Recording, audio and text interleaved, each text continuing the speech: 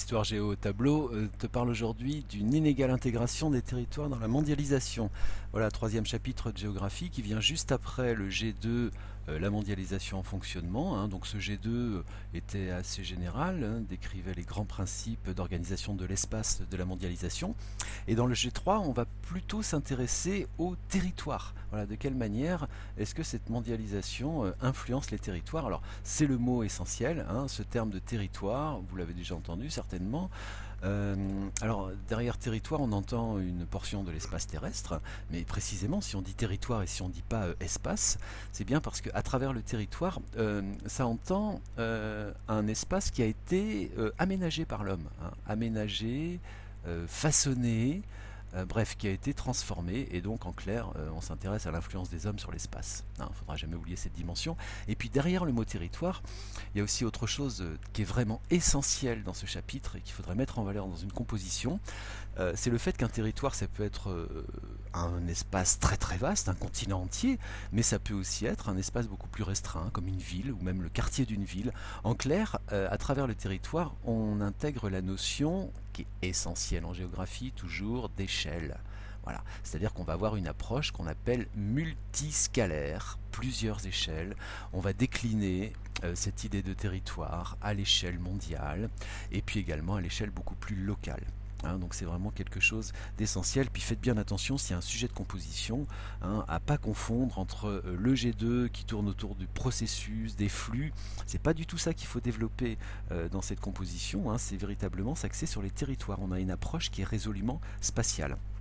Alors, dans ce chapitre et dans une composition sur ce sujet, il faudrait s'inspirer évidemment, sans l'oublier, de l'étude de cas qu'on va réaliser en classe, hein, l'étude de cas autour de la ville mondiale. Hein, voilà, je vais essayer de l'écrire ici en blanc, ce sera mieux. La ville mondiale, donc on va parler de Londres en classe et on peut tout à fait, et il faut même, hein, se servir de ce qu'on va dire sur Londres pour nourrir une composition sur ce sujet.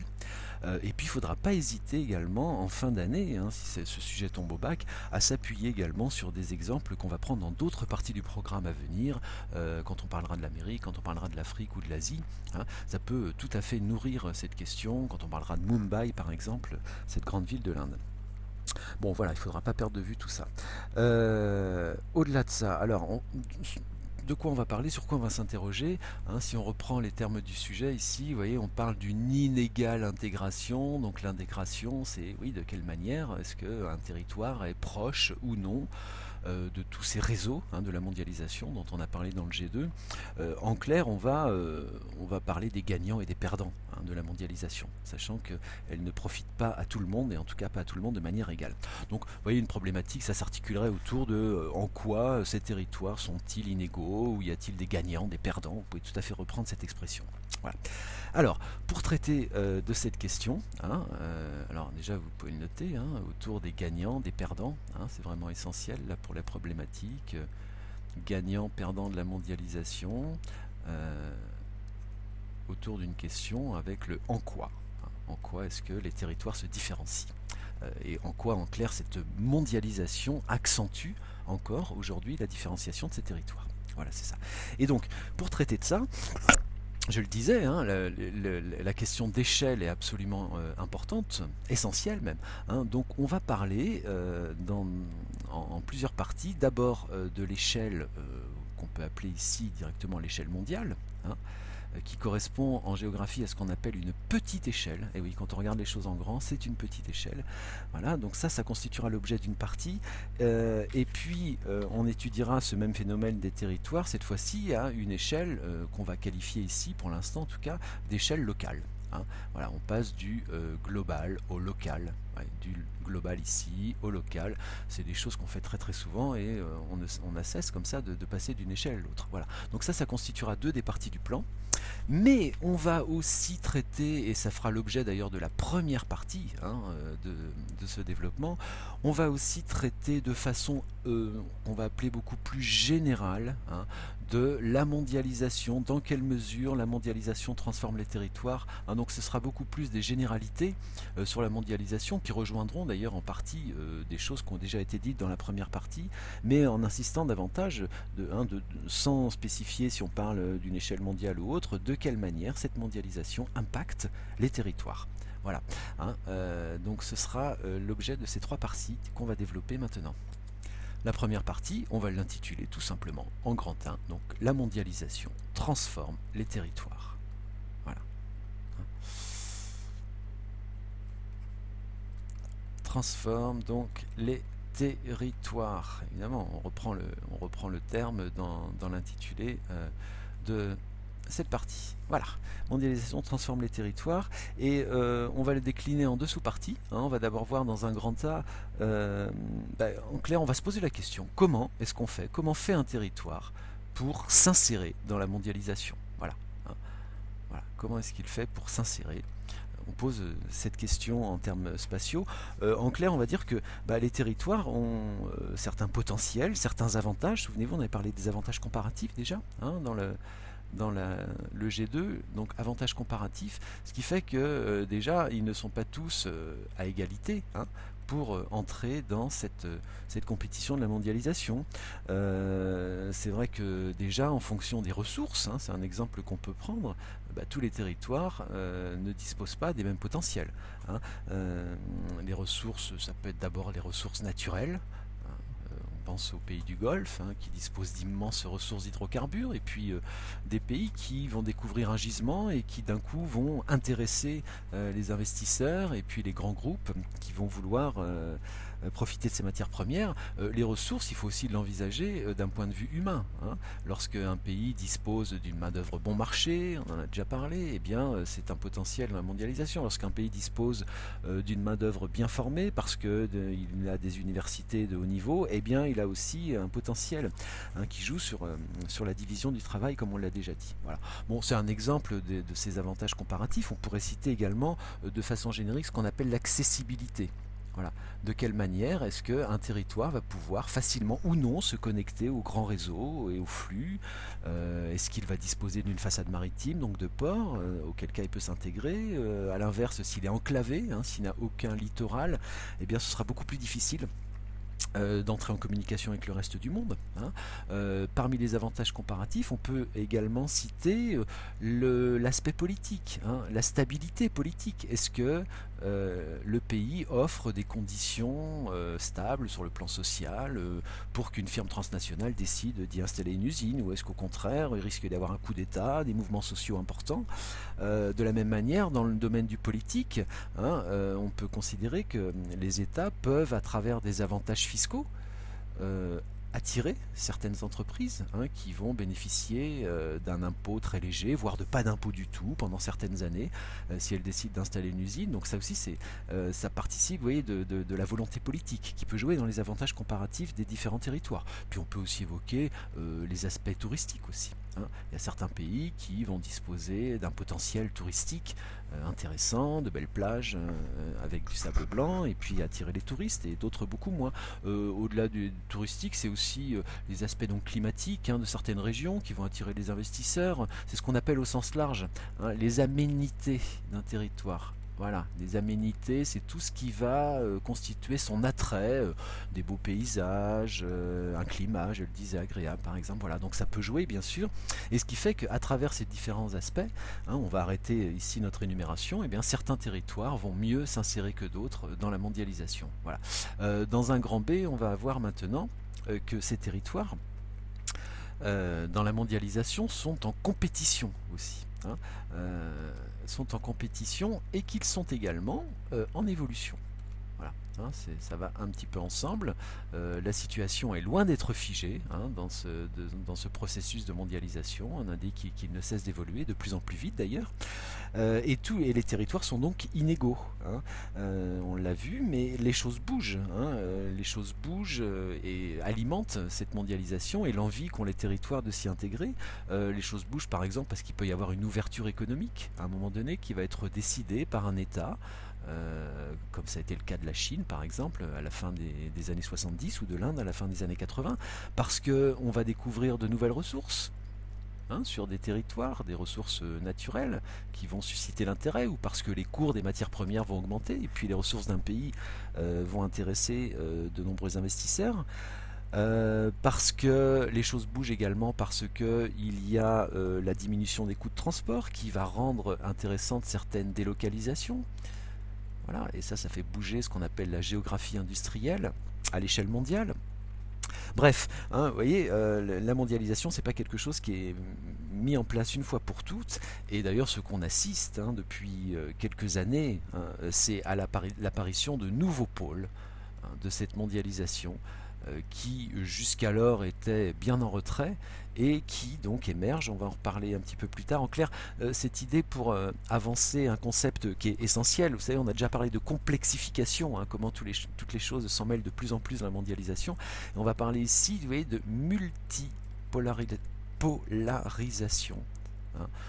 Ça signifie en clair que, contrairement à ce qu'était le cas il y a quelques décennies où l'économie mondiale était concentrée dans quelques zones bien précises, les pays développés en clair, aujourd'hui on a de plus en plus tendance à voir apparaître de nouveaux pays qui s'insèrent, qui sont dynamiques, qui ont une croissance importante, et les pôles, donc les pôles de cette mondialisation, les points importants, se diversifient de plus en plus.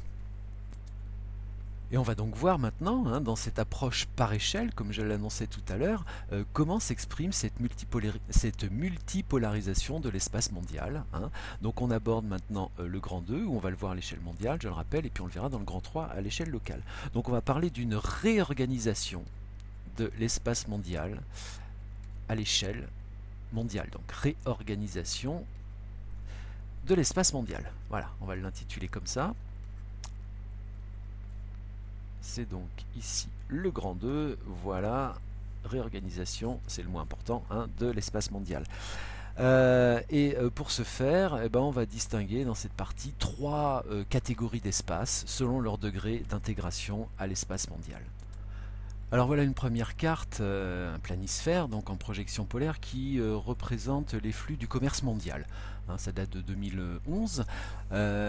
Et alors, c'est une carte où, à l'évidence, sautent aux yeux immédiatement 3 grands ensembles. Vous voyez ici l'Union européenne. Oui, petite erreur, excusez-moi. Donc je disais, vous voyez ici donc l'Union européenne, qu'on distingue très clairement, avec de très très nombreux échanges intra-européens aussi, c'est ce qui explique son importance. Et puis ici l'Amérique du Nord, l'Asie. Donc ça sont les 3 pôles majeurs du commerce mondial qui ressortent très très clairement. Ces 3 pôles majeurs qu'on a coutume d'appeler, vous avez déjà entendu le nom, ce sera l'objet du grand A, qu'on a coutume d'appeler la triade.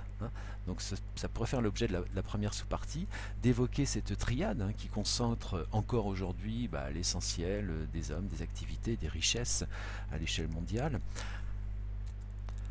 Alors on ne va pas multiplier les chiffres, mais c'est 80% des firmes, 83% des ventes des 500 premières firmes transnationales, 80% du PIB mondial.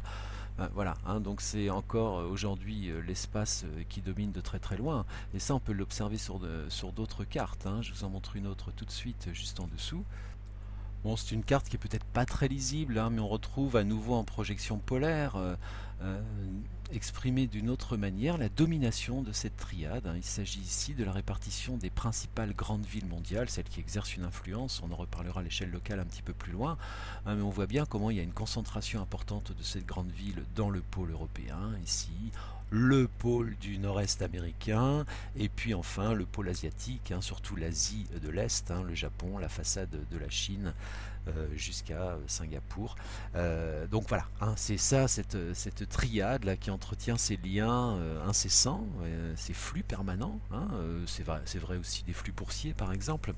Donc c'est le premier ensemble qui convient de souligner comme étant l'ensemble dominant, le mieux intégré à la mondialisation.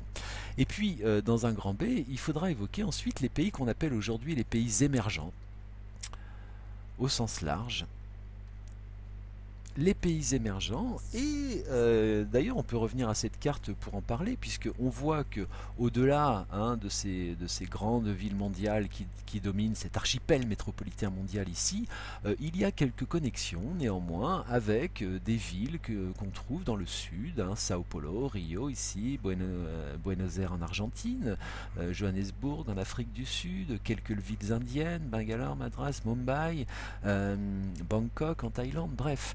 C'est le signe que certaines de ces grandes villes de pays du Sud connaissent une croissance aujourd'hui très importante, s'insèrent de plus en plus dans l'économie mondiale, et en ce sens, on a coutume de les appeler, oui, aujourd'hui des pays émergents. On utilise même parfois aussi une expression, l'expression de BRICS, vous l'avez déjà entendu, pour désigner le Brésil, la Russie, l'Inde, la Chine et l'Afrique du Sud. Bon, on peut émettre des réserves sur la pertinence de regrouper dans un seul acronyme et sous un seul groupe des pays qui finalement ont des situations bien diverses.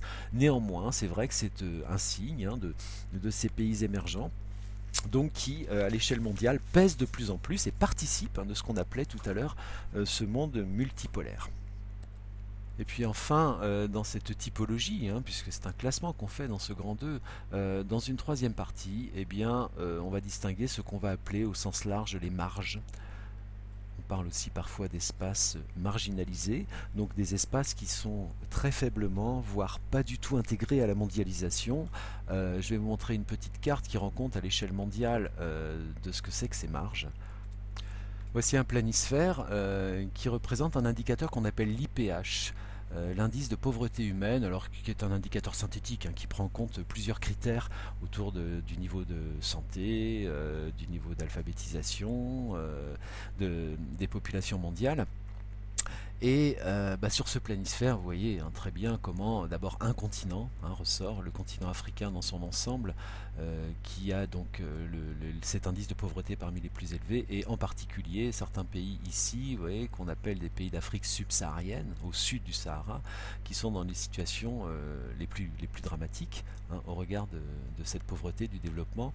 On voit également quelques pays en Asie, vous voyez l'Afghanistan, et puis l'Inde. Alors vous me diriez, l'Inde, on a parlé tout à l'heure de l'Inde comme étant un pays émergent, elle apparaît ici comme avec un indice de pauvreté humaine important, et voilà, ça montre bien, on aura l'occasion d'en reparler aussi un peu plus tard, que c'est pas du tout incompatible, qu'on peut très bien voir dans un pays comme l'Inde cohabiter une partie de la population indienne, une partie c'est quand même près de 400 millions d'Indiens qui vont profiter de cette insertion dans la mondialisation et qui vont connaître une réelle amélioration de leur niveau de vie, mais reste quand même près de 600 millions de personnes qui pour l'essentiel vivent en zone rurale et vivent encore dans des conditions très difficiles, sans électricité, sans internet, en clair bien loin de toute cette mondialisation dont on parle depuis le début. Voilà, donc alors les pays qui sont dans les situations les plus dramatiques, on a coutume de les appeler, et vous retiendrez l'expression, donc ça fait partie de ces marges, les PMA, pour pays les moins avancés. C'est une classification officielle de l'ONU, les 50 pays au monde qui sont les plus pauvres, et la plupart d'entre eux donc, se situent en Afrique subsaharienne. Alors, il est tout à fait possible, et je dirais même souhaitable, dans le cadre d'une composition, de joindre à cette deuxième partie un schéma très simple, schéma d'un planisphère qui reprendrait cette typologie pour mettre en évidence donc la triade, quelques pays émergents et puis les zones qui sont particulièrement en marche. On réalisera ce schéma dans le cadre du cours, mais pensez à le joindre dans cette deuxième partie, puis bien sûr à le commenter, à s'appuyer dessus au cours du développement. Alors, après avoir étudié donc ce phénomène d'inégale intégration des territoires à l'échelle mondiale, on avance un petit peu, et dans le grand 3, comme annoncé, on va maintenant étudier ce même phénomène donc à l'échelle locale, où l'on va parler de concurrence entre les territoires et de recomposition. On voit aussi que là, il y a des dynamiques à l'œuvre de recomposition à cette échelle donc locale, je le rappelle, je ne l'ai pas reprécisé ici, mais c'est absolument évident. Donc là on va faire un zoom avant sur quelques territoires particuliers dans le cadre de cette mondialisation. Il n'est pas question de parler de tout, mais de mettre en évidence certains traits significatifs de l'organisation mondiale aujourd'hui. Alors, on va parler dans un premier temps, dans le grand A, de quelque chose qui est incontournable, ce sont les villes mondiales. Les villes mondiales, parce que ce sont aujourd'hui les lieux qui concentrent l'essentiel des richesses, du pouvoir de commandement, d'influence sur cette mondialisation. hein, ce sont les nœuds, c'est le cœur de la mondialisation, ce sont les donneurs d'ordre. Et en ce sens, ils sont vraiment incontournables, hein. Ce sont les territoires qui, à l'échelle locale, sont le mieux intégrés à la mondialisation, hein. J'ai utilisé tout à l'heure cette expression d'archipel mégalopolitain mondial à propos de cette carte, hein, qui signifie en clair que ces villes, bien que distantes, hein, de plusieurs milliers de kilomètres, sont néanmoins en relation permanente entre elles, hein, puisqu'il y a des flux très très importants qui circulent de tous ordres, des flux matériels, mais surtout des flux d'informations, de capitaux, voilà, hein, et que finalement, malgré leur éloignement, malgré leur distance, ces villes sont ultra connectées beaucoup plus souvent qu'elles ne le sont avec des territoires qui sont relativement proches de leur centre, hein. Donc c'est ce que signifie cette expression d'archipel métropolitain mondial, mais il est question ici, dans ce grand 3, d'évoquer comment ces territoires sont transformés à l'échelle locale, donc, hein, je le rappelle, par cette mondialisation. Donc ça veut dire que dans cette partie, dans cette sous-partie A, il faudra avant tout s'appuyer sur l'étude de cas qui a été menée en classe, qui va être menée en classe, hein. Pour nous, donc, ce sera autour de la ville de Londres, et détailler un certain nombre d'éléments qu'on va reprendre dans cette étude de cas pour montrer à quel point cette ville de Londres est révélatrice et fortement marquée dans son espace par l'influence de la mondialisation. Et là aussi, hein, on peut très bien imaginer, dans ce grand A autour des villes mondiales, un petit schéma de Londres, hein, tel qu'on va le réaliser en cours, qui appuierait la démonstration. Bien, alors, après donc le grand A sur les villes mondiales, il s'agira de souligner, de mettre en évidence dans le grand B comment d'autres espaces, hein, qui ne sont pas ces villes mondiales, mais sont, pour des raisons diverses, particulièrement bien intégrés à la mondialisation, hein. Alors ce sont des espaces, je le répète, hein, qui sont assez divers, et pour des raisons qu'on va évoquer maintenant, font partie néanmoins des espaces clés de la mondialisation. Alors parmi ces espaces, il y a d'abord ce qu'on va appeler les façades maritimes. Les façades maritimes ou tous les espaces qui sont dotés également de grands ports dynamiques. Hein, on a vu comment la mondialisation était basée dans ces échanges matériels, en tout cas sur le transport maritime pour l'essentiel, et puis on va avoir un chapitre entier qui évoquera ces espaces maritimes à venir, hein, mais il faut bien souligner que voilà, ce sont des zones actives de la mondialisation. Regardez par exemple sur cette carte, hein, de la ville de Singapour que j'ai extraite du manuel. On a un autre exemple, hein, d'une ville qui est d'ailleurs une ville globale, hein, une ville bien insérée dans la mondialisation, mais qui est aussi un port très très dynamique, hein. Vous voyez ici toute cette zone-là, et puis la zone qu'on voit ici, qui sont entièrement dédiées au trafic maritime, avec des installations pour accueillir des conteneurs, plateformes pétrolières et autres. Le port de Singapour s'est même étendu au-delà, en grignotant un petit peu sur la Malaisie. Et puis on voit également que dans cette ville de Singapour, on a ici, en front de mer, le centre-ville, le Central Business District, hein, qu'on peut évoquer, hein, dans les villes mondiales, hein. Ce serait plutôt ici dans le petit A, le CBD, hein, qui est bien souvent le signe, hein, de la puissance d'une ville, de son insertion dans la mondialisation. Et puis on trouve également, vous voyez, à Singapour, ici dans cette zone, et puis également là au sud, mêlé à la zone industrielle-portuaire, ce qu'on appelle un parc d'entreprise, avec des corridors technologiques, hein, c'est-à-dire des technopoles, des lieux qui sont dédiés à l'innovation, et ça montre aussi tout le dynamisme, hein, d'un espace qui au départ a été impulsé par sa situation géographique privilégiée, et un port très très actif, hein, dans une zone, on le voit à l'échelle planétaire. On aura l'occasion aussi de reparler de Singapour, qui est éminemment stratégique pour le trafic maritime entre l'Asie, l'Europe essentiellement, et voilà, hein, donc un espace comme Singapour peut être cité à titre d'exemple, hein, comme faisant partie d'une façade maritime particulièrement active. Et puis d'une manière plus générale, dans ces espaces divers, on peut évoquer aussi les interfaces, hein. Les interfaces, ce sont toutes les zones de contact, ça aussi c'est un mot que vous avez entendu déjà, des zones qui mettent en contact des espaces très différents, hein, comme par exemple une frontière, hein. Et l'exemple qu'on prend souvent, c'est la frontière entre les États-Unis et le Mexique, hein, qui en raison même de l'existence de cette frontière, hein, crée un différentiel qui génère des échanges particuliers, hein. En gros, vous savez, c'est des échanges de marchandises du Mexique vers les États-Unis, des produits fabriqués souvent par des entreprises américaines qui sont délocalisées côté mexicain, des échanges des États-Unis vers le Mexique de capitaux, d'ordre également, d'informations, et puis des échanges d'hommes, hein, souvent clandestins d'ailleurs, entre le Mexique et les États-Unis. États-Unis, mais également des touristes américains qui vont au Mexique. Voilà, en clair, comment une interface peut être intégrée à la mondialisation de façon particulière. Et puis on peut aussi évoquer parmi un autre espace, des espaces divers, ce qu'on appelle les paradis fiscaux. Hein, souvent de petites îles, des territoires, des micro-États, enfin des territoires souvent assez modestes, qui décident d'une politique fiscale particulièrement avantageuse, qui est souvent dénoncée d'ailleurs par les mondialistes en particulier.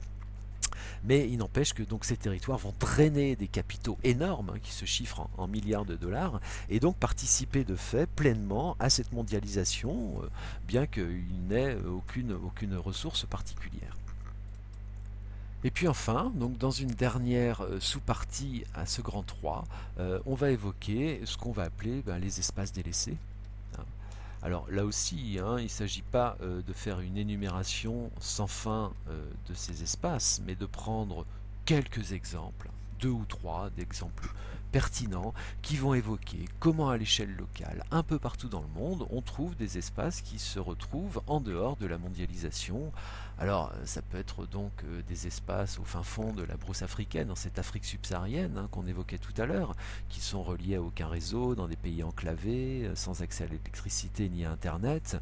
Mais on peut également évoquer certains espaces, par exemple des villes mondiales. Et là vous pouvez vous appuyer à nouveau sur l'étude de cas pour montrer comment à Londres ou dans toutes les grandes villes existent des quartiers délaissés, des ghettos et des bidonvilles dans des villes de plus en plus nombreuses, même si pendant longtemps c'était l'apanage des villes du sud. Là aussi appuyez-vous sur l'exemple de Mumbai qu'on verra plus loin dans le programme de géographie. En clair, voilà, pour montrer que dans ces espaces de villes globales très bien insérés à la mondialisation, persistent néanmoins des quartiers en marge qui sont complètement coupés, ou en grande partie en tout cas, coupés de la richesse qui est générée par cette mondialisation. Donc il faudrait souligner ça. Vous avez dans votre manuel par exemple Détroit, qui est cité comme une de ces villes qu'on appelle aujourd'hui les shrinking cities. Ça c'est donc une expression anglo-saxonne, shrinking. Voilà, j'y arrive.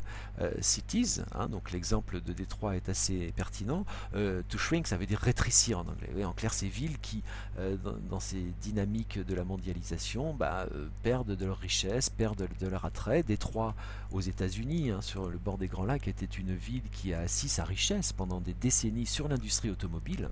C'est le fief de la grande entreprise Ford et de General Motors. Et dans le contexte de délocalisation industrielle et de perte de vitesse des industries sur le sol américain, a connu donc du chômage et une crise très très importante qui fait qu'aujourd'hui cette ville n'est plus beaucoup en tout cas insérée dans les réseaux de la mondialisation. Donc voilà un autre exemple qui pourrait être pris pour évoquer ces différents territoires à l'échelle locale. Bien, et en conclusion, de quoi parle-t-on? Écoutez, en conclusion, on peut d'abord rappeler, souligner, comme ça a été dit tout au long, l'extrême rapidité de ce phénomène, donc de ces dynamiques. On va dire en clair que le monde est dynamique, que les choses changent rapidement, que les hiérarchies mondiales, les hiérarchies des territoires, sont bousculés. Souvenez-vous, on a déjà parlé de ce grand basculement, en clair, du fait qu'une partie de la puissance qui était entre les mains uniques des pays dits du Nord il y a encore quelques années est aujourd'hui de plus en plus répartie dans différents pôles mondiaux, en Asie en particulier, dans ces pays émergents qu'on a évoqués.